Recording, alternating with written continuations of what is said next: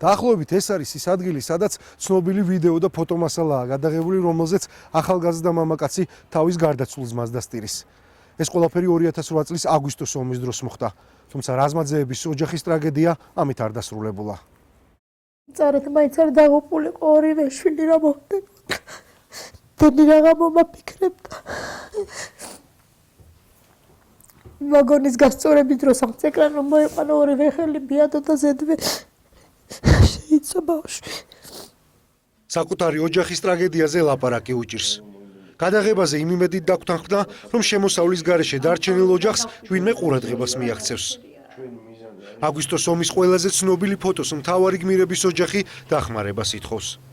ძალიან ბევრს არ მოვითხოვ, მაგრამ ნეტა ამ ჩემ ძალმა სამუშაო იშოვს, რა გავაკეთო? მე ეს ერთადერთი პენსიონერი, ეხლა პირველი პენსია ავიღე, შვილი ეხლა გავხდი პენსიონერი, რამდენსა?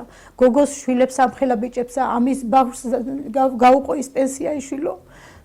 როგორ გავანაწილო არ ვიცი. ერედვიდან დევნილი ზაზა რაზმაძე 16 თებერვალს კარალეთის დევნილთა დასახლებაში საკუთარი კოტეჯის წინ ჯიხურის დადგმას ცდილობდა. ამ წე ელექტროსადენს შეეხო. ახალგაზრდა მამაკაცი ადგილზე გარდაიცვალა. ზაზა რაზმაძეს დედა და მეუღლე და მცირეწლოვანი შვილი დარჩა. მეც არ ვიცი რა უნდა გავაკეთო მართლა. სულ ყველაფრისა მეშინია რა ვიცი რა იქნება ხვალ. რაზმაძეების ოჯახი მსოფლიომ აგვისტოს ომის დროს გადაღებული ვიდეო და ფოტომასალით გაიცნო. 9 აგვისტოს გორის დაბომბვისას ზაზა რაზმაძის ძმა ზვიადი და მისი 9 თვის ფეხმძიმე მეუღლე დაიღუპნენ. ძმები რაზმაძეების ფოტოსურათმა მაშინ მთელი მსოფლიო მოიარა. აგვისტოს ომის შემდეგ საზოგადოებამ რაზმაძეების ტრაგედიის კიდევ ერთი გმირი, ზაზა რაზმაძის ობლად დარჩენილი ძმისშვილი გაიცნო. თვითონ მაშინ 7 წლის იყო. დღეს მას 6 წლის წინ მომხდარის გახსენება არ სურს.